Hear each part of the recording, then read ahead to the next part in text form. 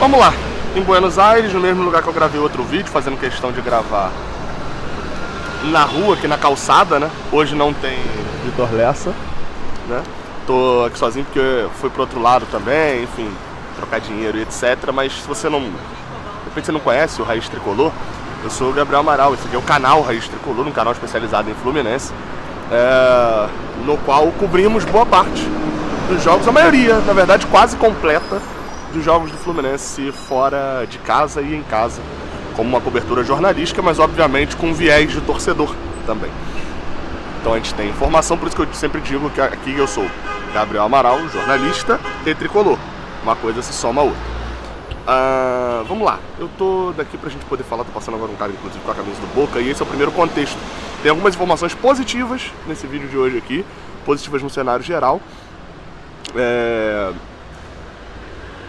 Mas antes uma visão só, hoje eu consegui andar mais pela cidade, fui almoçar com o Carlos Pires, que tá sempre lá no canal 20 também. E dei uma volta um pouco mais lá pela uma outra parte do centro, que é um pouco mais movimentado, onde tem mais o comércio.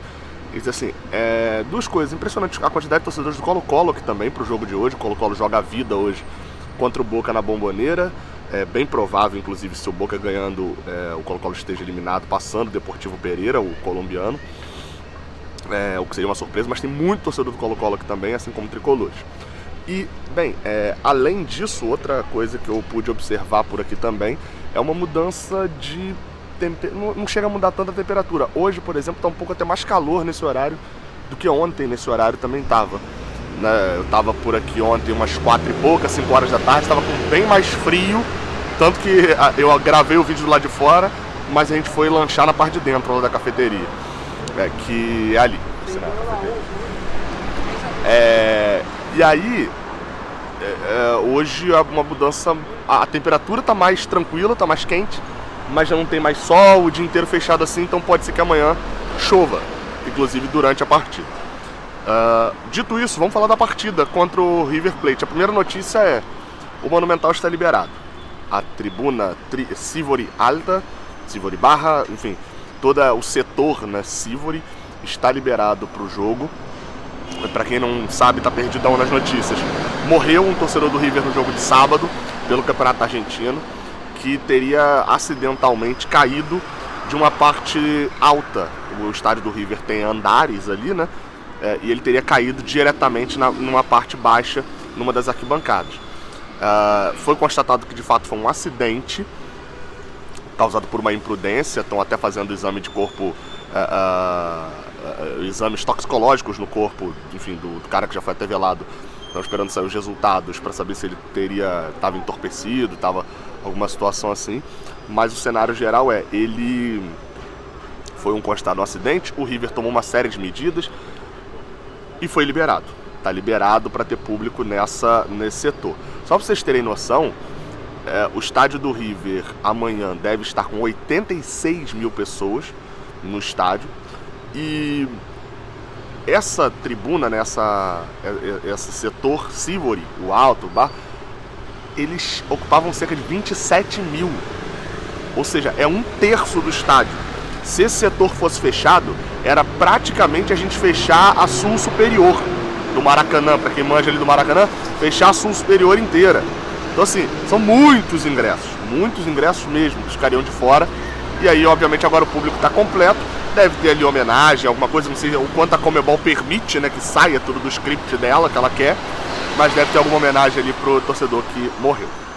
Então, teremos casa completamente cheia pro jogo. Outro ponto é o seguinte. Agora falando da gente, de notícias boas. O Fluminense já embarcou lá no aeroporto do Galeão e está vindo em direção a Buenos Aires para a partida. Eles chegam aqui por volta de 7 horas da noite, mais ou menos, aqui em Buenos Aires. Chegam no aeroporto de Ezeiza, que é meio longe de Buenos Aires, uns 40 minutos até aqui no centro. A gente vai fazer uma cobertura, daqui a pouco eu tô indo para lá, pro hotel do Fluminense, pra gente fazer uma cobertura legal lá na frente do hotel. Vai ter torcedores por lá também, o time vai chegar. Não tenho a certeza, não me deram a certeza se vai ter palavra dos jogadores. Pode ser que haja, assim, uma entrevista dos jogadores. A gente tem alguns repórteres por aqui, além de mim e do Lessa, que já apareceu no vídeo. Gustavo Garcia também tá aqui pelo GE. Globo, Carlos Gil tá pela Globo. De repórteres do Brasil, tem o Christian Baeta também, mas acho que dos repórteres ali do Brasil, acho que são esses, assim. Não sei se tem mais algum aqui que de repente eu não sei. E aí, enfim, então a gente vai estar pra lá. E sobre o embarque, lista padrãozinha, sem muitas mudanças, graças a Deus. Por que graças a Deus? Porque o Nino saiu sentindo incômodo na panturra no jogo passado. Eu ontem na live do Canal 20 eu cheguei a falar pelas declarações do Diniz e pelas minhas visões, tinha, sei lá, 10, 15% do Nino não jogar essa partida. Tava certo, 85% de chance de jogar. Nino viaja, a princípio deve pro jogo normalmente, treinou normal sem nenhum problema. A parte ruim disso é que Keno, Marcelo e Alexander não voltaram ainda. O Marcelo segue fora, Keno segue fora e o Alexander numa recuperação animadora. Ontem, quando eu estava embarcando, no mesmo voo que eu, veio um médico, enfim, torcedor do Fluminense, que viaja direto também e tal. Vou falar o nome dele aqui porque eu não sei se ele gostaria que falasse. E aí, trocando a ideia com ele, ele falou, cara, ontem o Alexander, eu vi o Alexander lá no Maracanã, no caso domingo, né, no Maracanã, e ele tava andando já tava andando, e isso é uma recuperação fora do normal, ele tá à frente do tempo. Eu falei, cara, porque a expectativa de volta do Alexander é só pro início de julho ali, vai voltar antes, enfim. Teve essa troca de ideias e tal, e hoje saiu uma matéria no GE. Globo dizendo que o Alexander já treina, já iniciou seu trabalho final de recuperação e deve estar disponível para os jogos após a data FIFA, graças a Deus. Porque com os desfalques de John Arias convocado, como eu falei no vídeo de ontem, André e Nino, ter o retorno do Alexander e possivelmente o retorno do Marcelo e talvez possivelmente também o retorno do Keno para o jogo contra o Atlético Mineiro, que é no dia 21, é o primeiro jogo do Campeonato Brasileiro após a data FIFA, será essencial. Não são das mesmas posições, eu sei disso, eu sei que o Alexander chega e substitui o André, beleza, mas o Nino não é substituído pelo Marcelo, mas você começa a resolver, você não cria novos problemas, você resolve antigos, você cria novos problemas, mas pelo menos está resolvendo os antigos.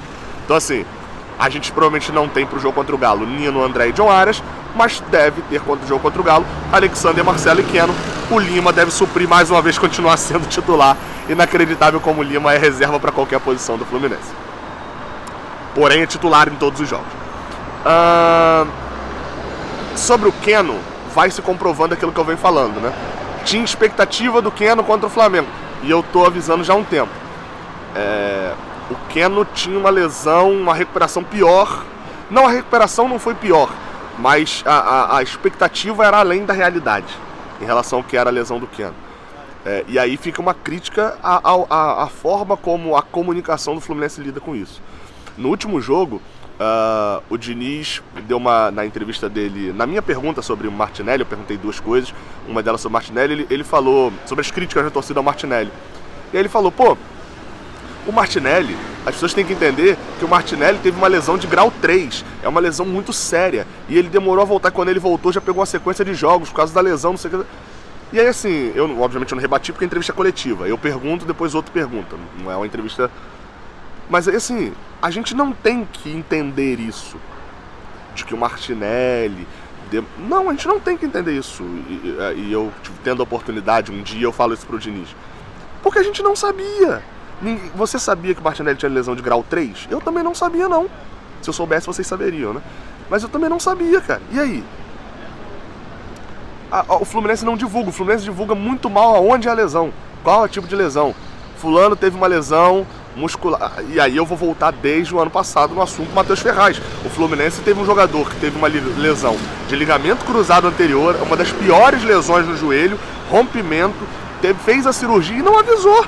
Só avisou depois que a gente descobriu. Então assim, essa parte médica do Fluminense expõe os jogadores. Expõe os jogadores, isso é verdade. O Keno está sendo criticado porque o Keno sempre é pauta de volta. O Keno está sendo muito... É óbvio, tem um histórico do Keno. Mas assim, o Keno está sendo muito criticado porque parece que a recuperação dele está demorando muito mais do que era para ser a lesão. A gente não sabe qual o grau da lesão do Keno. É 1, 2 ou 3? Não sei. A do Alexander, quando teve no joelho, a gente já sabia, vai demorar um bom tempo. E aí o Alexander recupera um pouquinho antes, a gente fica, nossa, recuperação animadora, espetacular, show. Olha como é que a gente fala bem do jogador. Em relação ao Keno, em relação ao Marcelo, a falta de informação mais clara expõe o jogador. Os jogadores ficam expostos. E faz com que a gente fique com raiva dos jogadores. Então isso acho que precisa ser melhorado dentro desse ponto. Agora, voltando só para fechar sobre o time, dentre os jogadores que viajaram, nenhuma surpresa, né? Eu tô sem a lista aqui, que eu tô usando o meu celular para poder gravar. Mas eu vou falar a lista aqui e se tiver algum erro eu coloco aqui embaixo. Mas, enfim, vem os 3 goleiros, Fábio, Vitor Eudes e o Pedro Rangel, deve ficar de fora o Vitor Eudes. O Fluminense traz aqueles jogadores que provavelmente não devem ser relacionados, mas traz 26 jogadores, né? 3 ficam de fora. O Alexandre Jesus e o Felipe Andrade como defensores que devem ficar de fora. Mas além deles viajam Guga, Samuel Xavier, viaja o Nino, viaja Manuel, David Braz, Felipe Melo, o João Henrique, o esquerdinha, que eu estaria que deve estar relacionado pro jogo também. Então viajam os zagueiros e viajam os laterais normalmente, tirando o Marcelo. No meio de campo também tudo normal, com o Edinho, que deve ser o terceiro cortado, né? Vitor Eudes, Felipe Andrade, Alexandre Jesus e Edinho. Um desses deve ficar dentro dos relacionados. Estaria que Alexandre Jesus, né? Porque faz 2 funções, olha só. Por mais que pro jogo daqui eu acharia muito mais interessante ter o Edinho. Sabem que eu não sou um Ed Lover, como tem alguns aí, mas o Edinho faria mais sentido. No meio de campo, além do Edinho, André, Martinelli, Lima, John Arias, Paulo Henrique Ganso, Gabriel Pirani, Giovani, todos esses jogadores. Além, é claro, de no ataque a gente ter o Isaac, ter Alan, então pensei no banco primeiro, Germancano, claro, né? Germancano. O Lima entra como atacante ou entra como meia? Ou entra como lateral? Entra como tudo, né? E além desses a gente ainda tem também, tá faltando um atacante aqui que eu não tô lembrando, pô. Tive que ir buscar minha cola, né? John Kennedy, Lelê, Germancano, Isaac, Cano, ataque. E eu acabei não falando do Thiago Santos, no meio de campo também, é outro que viaja e que está relacionado para a partida pelo Fernando Diniz. Dentro de todos esses nomes que eu falei, 3 saem para a lista final, muito provavelmente. Os 3 jogadores devem ser esses mais jovens, né? O Vitor Eudes, terceiro goleiro, vai ficar entre esses. Vitor Eudes, Alexandre Jesus, Felipe Andrade e Edinho. Desses 4, 3 saem. Eu até cheguei a comprar o jornal hoje daqui, dei uma lida, mas eu acho que é mais interessante fazer esse vídeo amanhã, o dos jornais daqui. Tem uma matéria muito legal sobre o Germancano, o desespero deles, mas como hoje tem jogo do Boca aqui, então as matérias são muito mais focadas no jogo do Boca hoje, e amanhã deve ficar muito mais dividido, né? O pós-Boca e o pré-River e Fluminense. Então amanhã, como o jogo é 9h30 da noite, por volta da hora do almoço, eu trago um vídeo aqui bem legal, lendo os jornais, mostrando o que de interessantes eles estão falando sobre o Fluminense, e também, é claro, sobre a partida deste dia contra o River Plate. Beleza? Hoje à noite ainda tem vídeo, espero ter alguma declaração, alguma informação, alguma coisa interessante na chegada do time lá no hotel. Beleza? Tamo junto, até a próxima, valeu!